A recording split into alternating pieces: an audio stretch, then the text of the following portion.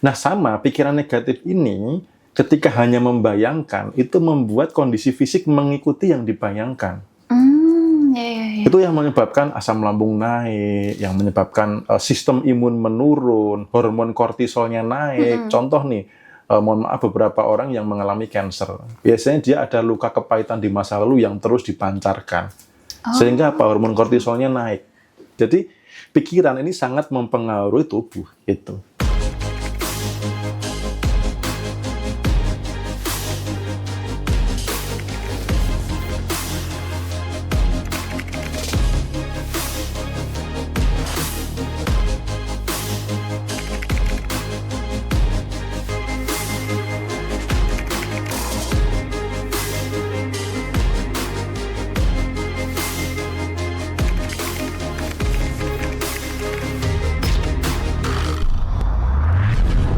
Bagaimana cara melatih sabar? Saya seorang Karvin Fair dari suami yang bipolar.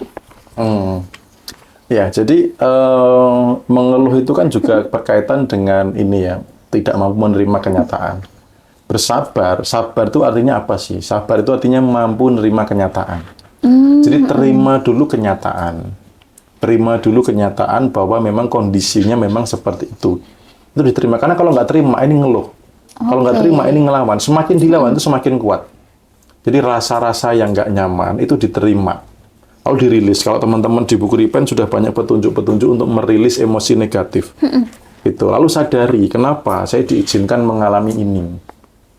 Gitu. Karena semesta hanya mengembalikan apa yang Anda pancarkan. Anda perlu cek apakah saya ada luka masa lalu dengan Bapak, apakah saya terlalu maskulin dan lain sebagainya, itu dicek. Tetap benahi diri kok, apapun itu. Mengubah pasangan, mengubah anak, itu cek ke dalam diri. Ya, kemarin ada juga yang private ke saya, awalnya di awal-awal tuh kurang menyepakati statement saya di awal. Tapi saya baru jabat tangan, selihat sorot matanya, wah ini orang penuh dengan kebencian dan luka itu. Awalnya merasa saya sudah menerima, sudah begitu, di akhir-akhir, iya mas, saya membenci suami saya. Gara-gara ini jadi hutangnya nambah, bla bla bla bla bla gitu. Nah, ternyata kesimpulannya dia belum bisa menerima kondisi realita. Emosi itu makin dibenci, makin dilawan, dia makin eksis. Gitu. Contoh sederhana gini, misalkan nih, misalkan suatu saat mau naik panggung, grogi gitu ya. Lalu dilawan nih, aku kalahkan rasa grogiku gitu. Aku pasti bisa, aku semangat pasti bisa. Itu malah makin eksis rasa groginya. Tapi ketika rasa grogi itu diajak berdamai, oke, grogi, kamu muncul ya. Oke, aku terima, enggak apa-apa. Memang realitanya memang aku saat ini lagi grogi, enggak apa-apa. Nanti aku mau berbicara apa adanya, supaya nanti teman-teman juga tahu bahwa memang aku sedang belajar kok. Nah, ketika di depan, ngomong aja, teman-teman maaf ya, saya rada grogi, karena memang saya masih belum terbiasa berbicara di depan. Jadi saya mau menyampaikan bla bla bla bla. Nah, itu malah lancar, gitu loh. Karena apa? Sudah diajak berdamai. Gitu. Jadi kalau pengen masalah emosinya membaik di dalam sebuah rasa yang tidak nyaman membaik, terima dulu, ajak berdamai. Gitu. Oke, begitu ya Kak. Siapa tadi ya? Diajak berdamai dulu ya rasanya agar itu sabar dan nggak jadi keluhan gitu ya Mas Bimo. Oke, next kita beralih ke bab 14. Menjadi master atas pikiran sendiri, menghentikan pikiran negatif. Pertanyaan pertama, mengapa penting menjadi master atas pikiran sendiri, Mas? Nah, kenapa penting jadi master atas pikiran sendiri? Karena masih ada orang yang tidak berdaya atas pikiran. Hidupnya terombang-ambing atas pikiran. Pikirannya ngajak mikir jelek, diikutin. Pikirannya ngajak begadang, nggak bisa tidur, diikutin. Pikirannya ngajak mikirin mantan, diikutin gitu. Pikirannya ngajak mikir kecemasan, kekhawatiran, diikutin. Jadi hidupnya tuh terombang-ambing sama si pikiran. Padahal pikiran ini punya siapa? Gitu loh. Pikiran ini kan punya kita kan? Iya, betul. Ini pikiran saya. Artinya apa? Saya adalah pengendali pikiran. Harusnya itu. Saya adalah pengendali atas pikiran. Itulah yang menjadi goals di bab ke-14, supaya teman-teman itu adalah master atas pikirannya. Gitu loh. Adalah master atas pikirannya. Jadi bukan terombang-ambing atas pikiran itu. Kan nggak enak jadi korban pikiran. Iya, betul. Sampai bisa jadi asam lambung, susah tidur, ya kan. Kemudian kesehatan menurun. Gara-gara apa? Gara-gara pikiran. Itu. Oke, nah ini bab ini kayaknya relate dengan salah satu tim Mas Bimo ya, ini ya, Mbak Mar ya. Tet, itu. Disensor. Oke, nah gimana Mas menghentikan pikiran negatif? Kadang kan kalau malam memang waktunya anak muda itu overthinking ya kan. Itu kan kadang siangnya kita nggak mikir nih, nggak ada mikir cicilan, nggak ada mikir tagihan. Kalau malam ini pemikirannya tuh kayak kemana-mana gitu. Apakah itu pemikiran dari kita sendiri atau ada setan nih? Jadi pemikiran negatif itu bisa dari diri sendiri, bisa dari bisikan yang negatif atau setan atau iblis itu ya. Nah, cara pertama kalau teman-teman pas ikut meditasi bersama, saya biasanya mengajarkan juga prakteknya. Teman-teman kalau ada pikiran yang muncul, coba ditanya. Si pikiran tuh ditanya, timbulkan rasa pengen tahu ke pikiran Anda. Oke, kamu ngajak mikir apa lagi? Oke, habis ini kamu ngajak mikir apa lagi? Ketika pikiran tadi yang muncul, misalkan, besok jatuh tempo gimana? Habis itu, oke, kamu ngajak mikir apa lagi? Maka itu pikiran akan berhenti. Gitu. Akan menjadi kosong. Oh. Nah, setelah kosong, alihkan ke pikiran yang negatif. Atau sekalian mau bablas meditasi, biar tenang dan damai juga boleh. Itu. Dan juga, orang yang banyak pikiran, biasanya itu bertolak belakang dengan kegiatan. Contoh nih, kan biasanya yang mau tidur aja. Tapi ada loh yang siang-siang itu banyak pikiran. Kalau iya, berarti Anda cuma kurang gerak. Anda kurang aktivitas. Ngelamun, delongap-delongop gitu ya. Maka pikiran akan mudah kemana-mana dan mikirin hal yang nggak baik. Gitu. Maka kalau misalkan itu terjadi siang hari, banyaklah gerak. Kalau malam-malam janganlah ya. Masa malam-malam keliling lapangan gitu. Tuh, nah kemudian tadi hubungannya dengan setan. Jadi tidak semua pikiran itu dari diri sendiri. Bisa jadi ada bisikan dari setan. Hati-hati lo ya. Nanti kalau misalkan cicilanmu nambah gimana? Nanti kalau bangkrut gimana itu? Nah itu saya biasanya langsung saya tembak tuh. Si pikiran itu gitu loh. Si setan itu, stop setan. Tuhanku punya rancangan yang luar biasa pada hidupku. Tuhanku maha bisa segalanya. Jadi stop. Berhenti untuk bisikin hal yang negatif. Aku punya Tuhan yang maha bisa segalanya. Biasanya aku gitu. Itu kalau terbiasa begitu, setan mau muncul ditenggelamkan, dia akan gini, wah percuma nih bisikin Bimo buat mikir jelek gitu loh, nggak ada omset gitu, mending yang lainnya aja lah gitu. Yang telungap-telungap gampang dipengaruhi lah gitu, kayak gitu. Oke. Nah, karena kita tuh kalau nggak bisa mengendalikan pikiran, akhirnya kita overthinking, kita dominan punya pikiran negatif, itu apakah bisa mempengaruhi kesehatan fisik kita, Mas Bimo? Sangat bisa, sangat bisa. Contohnya gini aja, contohnya ya, misalkan teman-teman bayangin saat ini ke dapur, ada jeruk nipis, ada telenan, ada pisau, gitu. Karena Mei ikut bayangin lah ya itu. Oke. Nah, habis itu belahlah jeruk nipis ini belah jadi 2. Habis itu potongan yang satu ambil, lalu coba mulutnya dibuka, ngangak, lalu diperes. Nah, taruh, satu lagi ambil lagi ya, buka lagi, ngangak, diperes gitu. Nah, rasanya gimana di lidah? Asam kecut.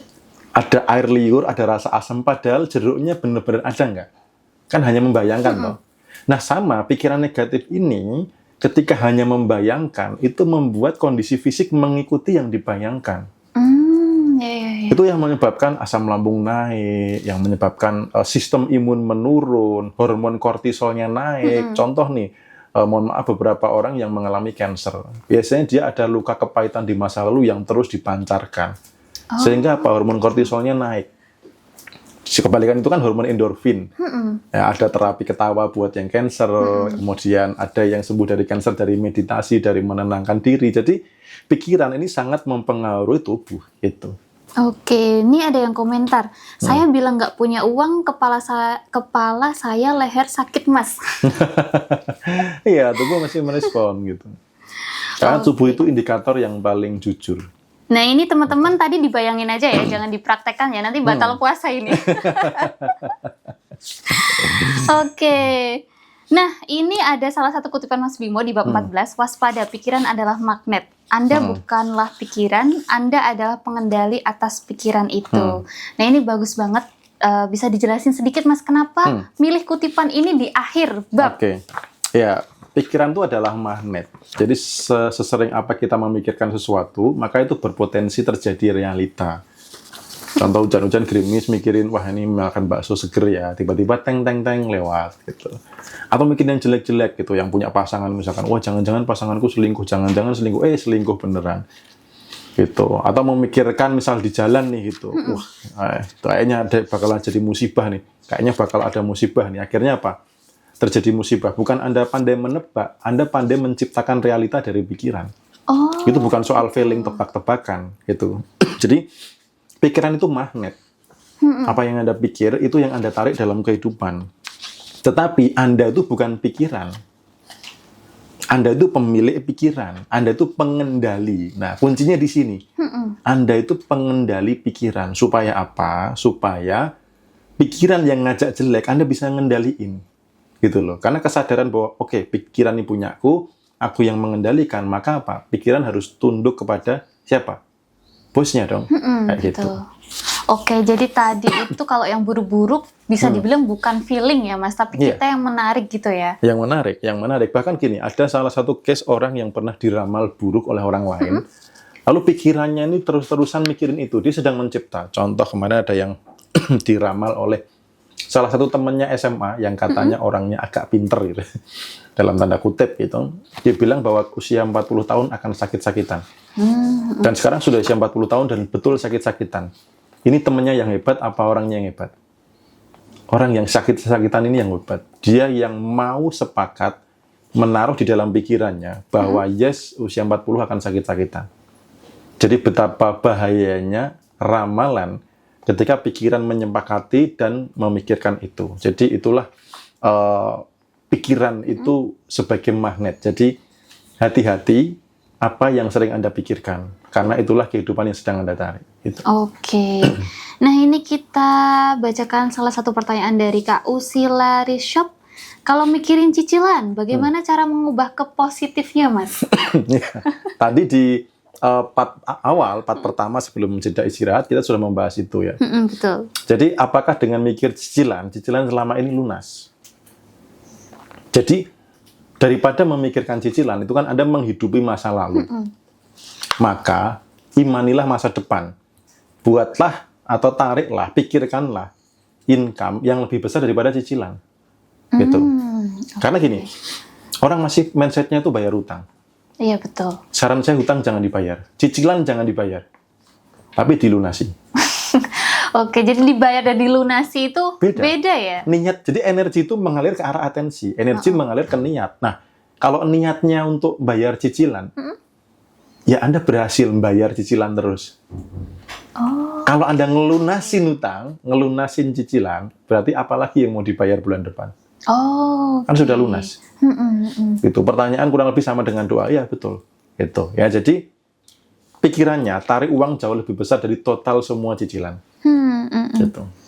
Oke, nah ini dari Kak Ugi, tapi terkadang apa yang kita pikirkan ternyata meleset dari keinginan. Nah, antara pikiran itu ada satu lagi ornamen yang namanya adalah perasaan. Supaya tidak meleset, pikiran dan perasaan ini harus selaras. Kalau teman-teman belajar tentang fisika kuantum ya, bagaimana ketika di medan kuantum itu fix itu artinya pikiran dan perasaan ini selaras, maka terjadi realita. Gitu. Nah, di event meditasi saya biasanya jelaskan itu, pikiran dan perasaan yang selaras. Maka terjadilah sebuah realita. Nah, itulah kenapa kalau mikir negatif kok gampang terjadi. Karena saat mikir negatif, perasaannya negatif gampang enggak? Iya, gampang. Cemas, khawatir, takut, gelisah gitu kan. Akhirnya apa? Terjadi. Nah, saat mikir positif, mau nggak perasaannya positif? Ini loh yang kadang-kadang orang nggak mau. Kadang-kadang orang belum bisa. Mikirin punya income misalkan 10 juta per bulan atau 100 juta per bulan. Tapi perasaannya nggak mau di situ. Masih ngeluh, masih cemas, khawatir, takut. Ya ini namanya nggak fix.